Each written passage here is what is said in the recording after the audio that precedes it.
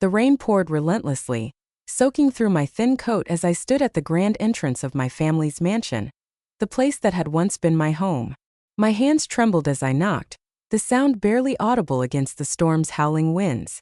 I had nowhere else to go. My legs ached from running, my body weak from exhaustion. I had begged, pleaded, cried for help, but no one listened. And now, with nowhere left to turn, I had come back to the place I had once thought was my safe haven. The door creaked open, revealing my mother's cold, sharp gaze. For a brief moment I allowed myself to hope that maybe, just maybe, she would see me, truly see me, and pull me inside, wrapping me in warmth and safety. But instead her lips curled in disgust. "What do you think you're doing here?" Her voice was sharp, cutting through me like a knife. I swallowed, forcing my voice to remain steady. "I need help." She laughed, actually laughed, as if the very idea was absurd.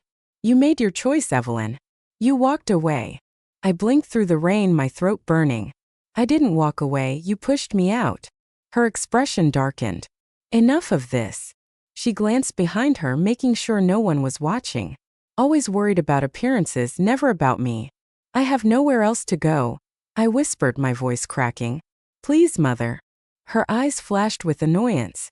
"I told you before, Evelyn. You are not my problem anymore." The words struck like a physical blow, stealing the breath from my lungs. I turned to my father, who stood just behind her. His expression was indifferent, his hands tucked into his pockets as if I were nothing more than a nuisance. "Father, please."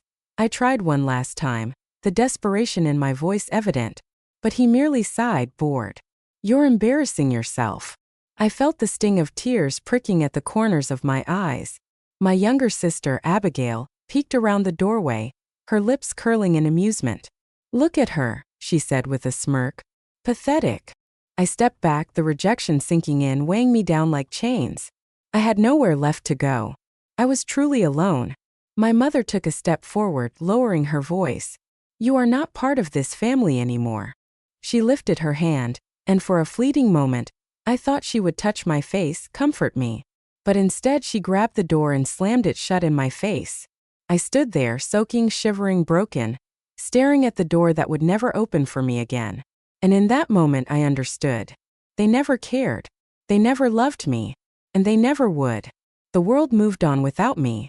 I spent the following weeks on the streets, wandering from one place to another. The friends I thought I had?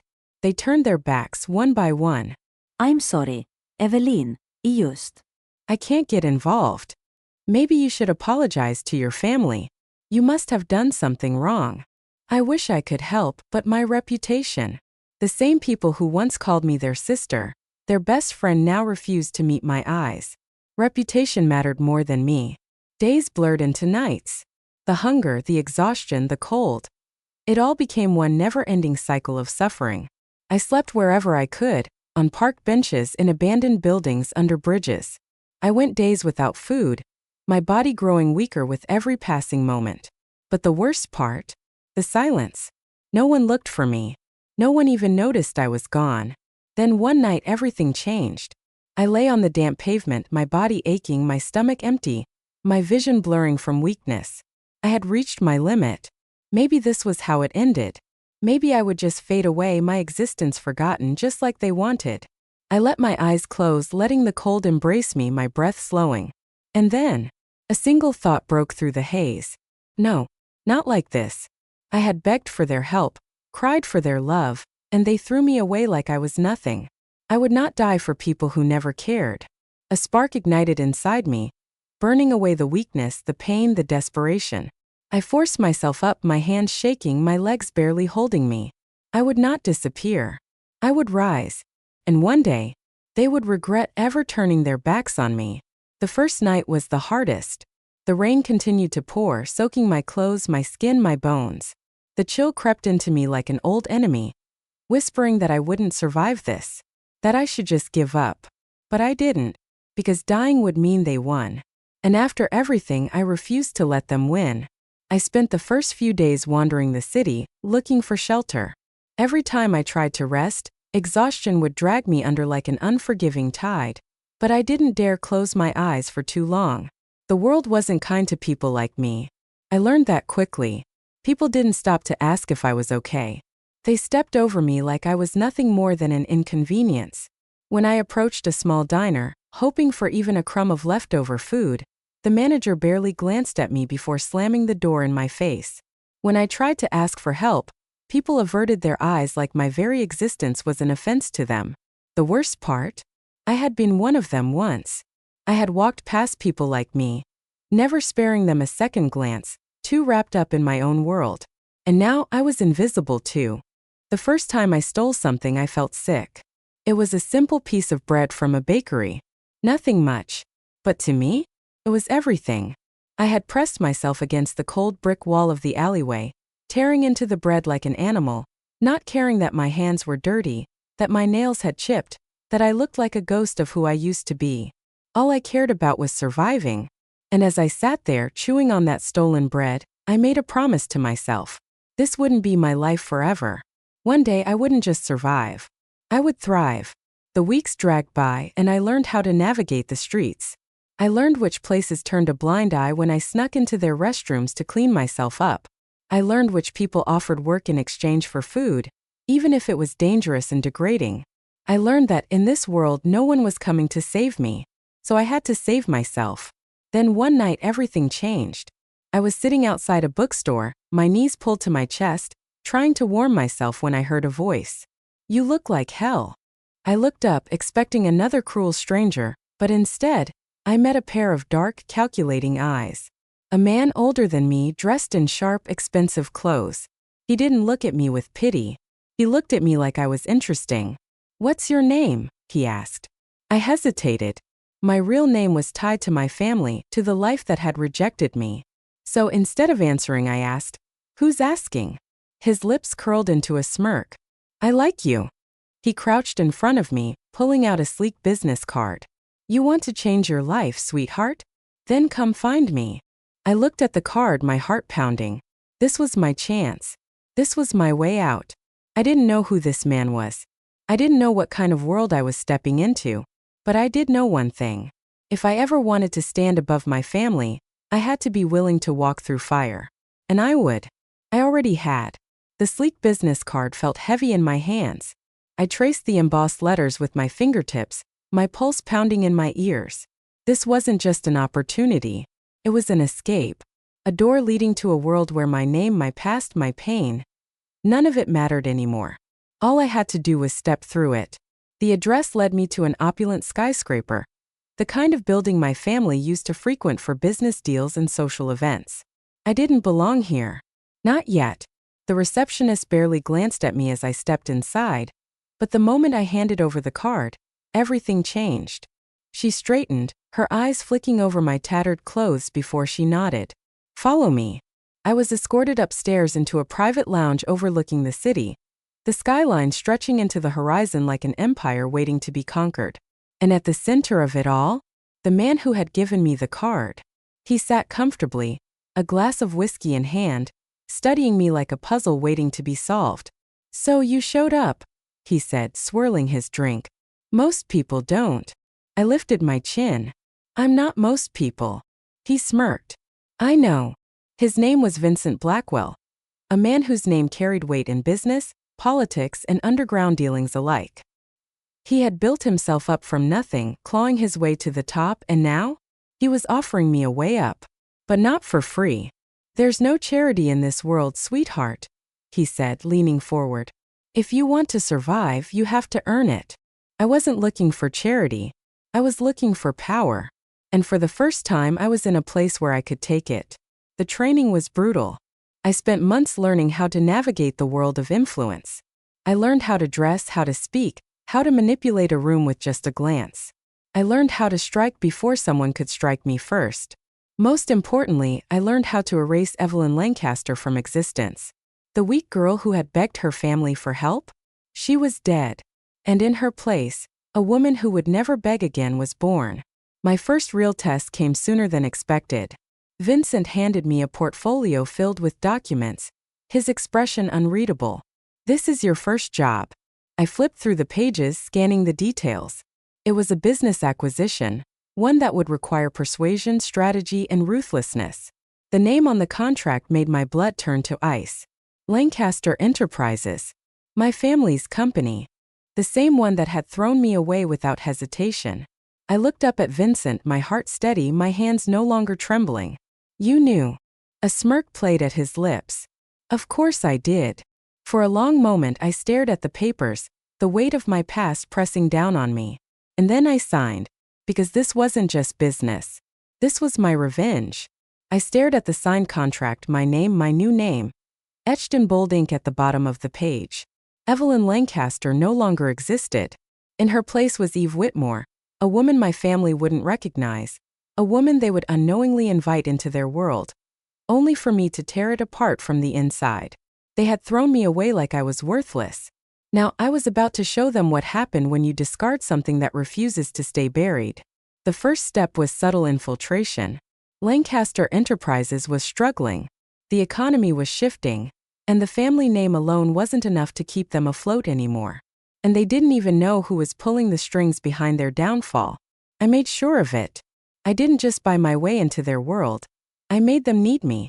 Through Vincent's connections, I manipulated the stock values, ensuring their profits dipped at just the right moments.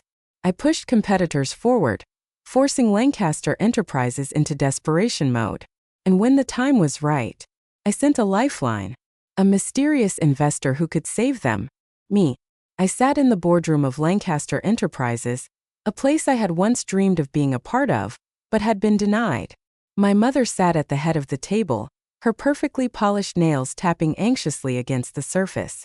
My father, once composed, looked frustrated, his lips pressed into a thin line. Abigail, my younger sister, was scrolling through her phone, bored. She had always been the golden child, the one they had invested everything in, the one they had replaced me with. They didn't recognize me. Not yet. I had changed everything. My hair, my voice, my posture, even the way I carried myself. And why would they? They hadn't spared me a second thought in years. Miss Whitmore. My mother finally spoke, forcing a polite smile. Thank you for coming. We've reviewed your proposal. And we are prepared to accept your investment. I tilted my head, my smile just as polite, but laced with hidden amusement. Accept. I repeated. You say that as if you have a choice. My father's jaw tightened. He had always hated feeling powerless. I leaned forward, my fingers tapping against the table, the same way my mother had once done when scolding me. I don't think you fully understand, I continued smoothly. I don't need this deal. You do. Lancaster Enterprises is on the verge of collapse. Without my financial backing, your company won't last another 6 months. My mother's face paled. My father's lips parted slightly as if wanting to argue, but he couldn't. As I was right. I had made sure of it. The power shift in the room was almost palpable. For the first time in their lives, my parents weren't in control. I was. And they had no idea who they had just invited into their world. I had them exactly where I wanted them. For months, I had watched as Lancaster Enterprises slowly crumbled under my control. I watched as my mother's carefully maintained poise started to crack, as my father's confidence wavered, and as my sister Abigail became more desperate to salvage their reputation. And through it all, they still had no idea who I was. They had been conditioned to never look back, to never care about what they lost.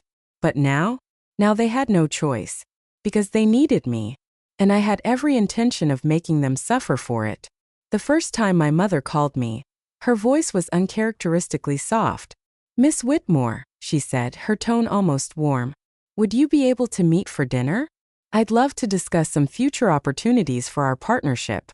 A dinner invitation. From the woman who had once slammed the door in my face while I begged for help.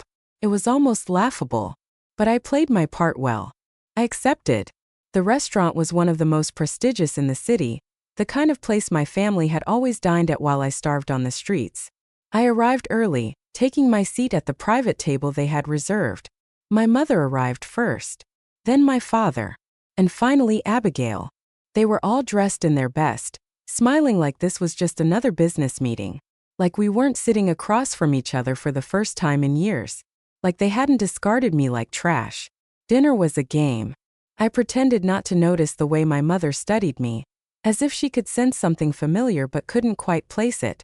I pretended not to see the desperation in my father's eyes as he subtly tried to convince me to invest more.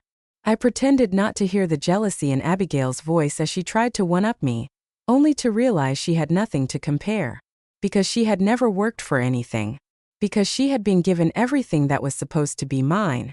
And now, she was losing it all. Then the conversation took a turn. We were thinking, my mother said, setting her wine glass down carefully, that we should form a more long-term partnership. I raised an eyebrow. Long-term. She smiled. We want you to be part of our family. My stomach twisted, not in pain but in amusement. They were pulling out the last card they had left. They didn't know who I was, but they knew I held their future in my hands. And for the first time, my mother was willing to accept an outsider into our legacy. I could barely keep my expression neutral. Because this was it. This was the moment I had been waiting for. The moment they would finally see me. I let the silence stretch, taking my time lifting my wine glass to my lips, savoring the tension. Then I set it down. And I smiled. You don't recognize me, do you? The table went dead silent. My mother blinked. Excuse me? I leaned forward, resting my elbows on the table, my voice quiet, sharp, and final. It's me. Evelyn. Silence. For the first time in their lives, my mother, father, and sister were speechless. My name, Evelyn Lancaster, hung in the air like a ghost they had long since buried. My mother's hand trembled slightly, her nails pressing into the pristine tablecloth as if grounding herself. My father's jaw tensed, his composed mask cracking at the edges. And Abigail? Her eyes widened in shock and horror. I let them stare. I let them sit in the weight of their own cruelty. Because now they finally knew. They finally saw me. No. My mother's voice came out as a breathless whisper. She blinked rapidly, as if trying to convince herself I wasn't real. I tilted my head, smiling slightly. No? What exactly are you denying? Her throat bobbed. This isn't possible. Abigail was the first to break. You're lying, she snapped, her voice high-pitched with panic. Evelyn is gone. She what? I cut her off smoothly. She disappeared? Was erased from existence? Was left to rot on the streets while you continued your perfect little life. The words hit their mark. Abigail flinched. My father finally spoke, his voice low, almost pleading. Evelyn, you have to understand. Understand what? I leaned forward, resting my chin on my hand. That you abandoned me? That you left me to die? I watched as their faces crumpled. Good. My mother exhaled sharply, her cold mask slipping into something more desperate. You have to believe me, Evelyn, she tried again, her voice gentler than it had ever been. We were protecting the family. We thought. You thought. I let out a soft laugh, shaking my head. You didn't think at all. You just threw me away like I was nothing. Her lips parted, but I wasn't finished. You had a choice, I continued, my voice dangerously calm. To help me. To stand by me. To be the family I needed. I tilted my head, smiling coldly. And you chose to let me suffer. Their expressions were tight with guilt, their perfect world shattering before them. And yet, they still weren't apologizing. Not really. Because people like them never admit they're wrong. They just try to rewrite history to make themselves feel better. Too bad for them, I wasn't going to let that happen. Abigail clenched her fists, her voice shaking with fury. You should be grateful we even considered letting you back in, she spat. Do you know how many people would kill for an opportunity like this? I laughed. Actually laughed. Her face twisted in anger. What's so funny? She demanded. I leaned back, looking her over with mock pity. You still think I want to be a part of this family, don't you? Their expressions shifted, from guilt to pure, unfiltered panic. Because that was the moment they finally realized. I hadn't come back to beg for a place at their table. I had come back to destroy it. Evelyn, my father tried again, his voice softer now, more controlled. We know we made mistakes. But we can fix this. Together. I gave him a bored look. Fix this? I echoed. No, father. You don't get to fix this. You get to live with it. His face went pale. I stood up, adjusting my coat, preparing to leave. My mother's hand shot out, gripping my wrist. Please, Evelyn. We can make things right. We can be a family again. I gazed down at her. For a second, I considered giving in. Letting them beg. Letting them promise things they would never fulfill. Letting them think they could erase the years of pain they had inflicted on me. But then I remembered who they were. And who I had become. I pulled my hand free, stepping back. You were never my family, I said, my voice steady, final. Their eyes widened in horror. Evelyn, wait. I turned my back on them. And for the first time, I walked away on my own terms. The cold night air hit my skin as I stepped outside.